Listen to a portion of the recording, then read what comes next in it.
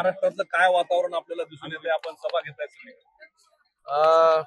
कालपासून नंदुरबार असेल, धुळे, जळगाव, नाशिक आणि आता या पाथरीमध्ये आजची पहिली सभा झाली आणि पहिली सभा देखील दणदणीत जी आहे ही या ठिकाणी पार पडलेली आहे. आणि महाराष्ट्रामध्ये सगळीकडे असंच वातावरण आहे. जिकडे कधी शिवसेनेची ताकद नव्हती तिथे देखील लोक जे आहे उत्साहाने जे आहे हे सहभागी होत आहेत प्रचार सभेमध्ये, जाहीर सभेमध्ये. शिवसेनेची ताकद जी आहे ही सगळीकडे महाराष्ट्राच्या कानाकोपऱ्यामध्ये जे आहे, गावोगावी जे आहे वाढलेली आहे.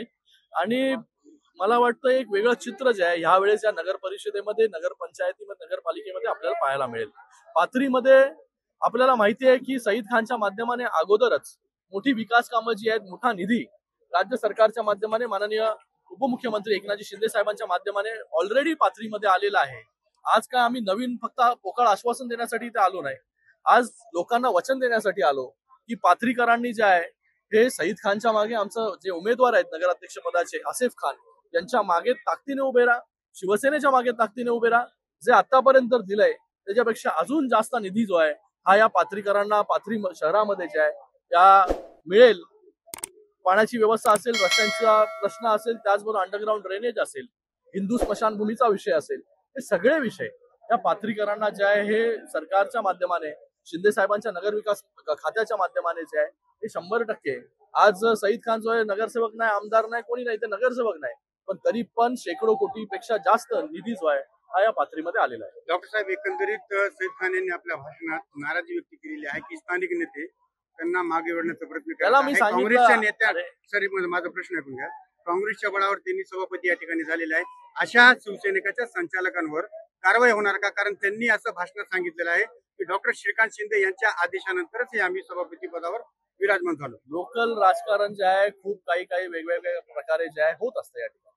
सईदला मी एवढं सांगितलं आहे की तुझ्या मागे जे आहे, सईदच्या मागे शिवसेनाची आहे, माननीय उपमुख्यमंत्री एकनाथजी शिंदे साहेब पूर्ण ताकदीने उभे आहेत आणि आतापर्यंत त्याचा प्रत्यय जो तुम्हाला आलेला आहे.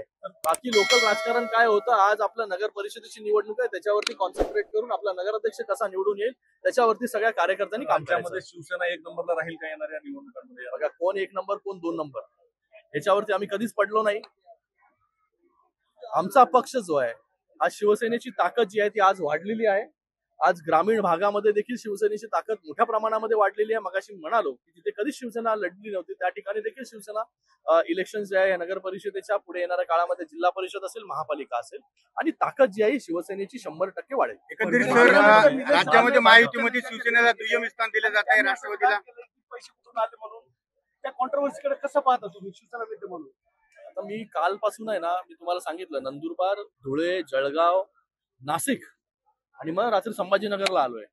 तर त्या परिस्थितीमध्ये मला जे आहे हे पूर्ण त्याची इन्फॉर्मेशन घेता आलेली नाही, नक्कीच त्याच्याबद्दलची माहिती घेऊन. पण मला वाटतं त्याच्यामध्ये इलेक्शन कमिशन जे आहे हे सगळ्या गोष्टी बघते आणि त्याच्यावरती लवकरच आपल्याला कळेल. परभणी जिल्ह्यामध्ये उद्धव ठाकरेंची शिवसेना फक्त एकाच जागी जे त्यांचा नगराध्यक्ष पदाचा आहे, पण शिंदे सेनेची शिवसेना 4 ते 5 ठिकाणी लढवत.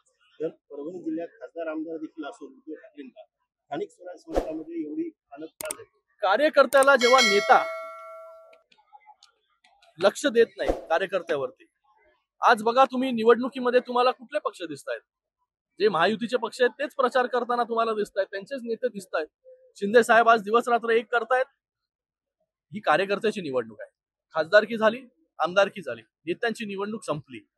आणि ज्या नेत्यांना निवडून देण्यासाठी ज्या कार्यकर्त्यांनी काम केलं, आज तो कार्यकर्ता देखील निवडून आला पाहिजे. याच्यासाठी आमचे सगळे मंत्री असतील, आमचे सगळे नेते असतील, शिंदे साहेब स्वतः दिवसामध्ये 8-8 सभा घेत आहेत.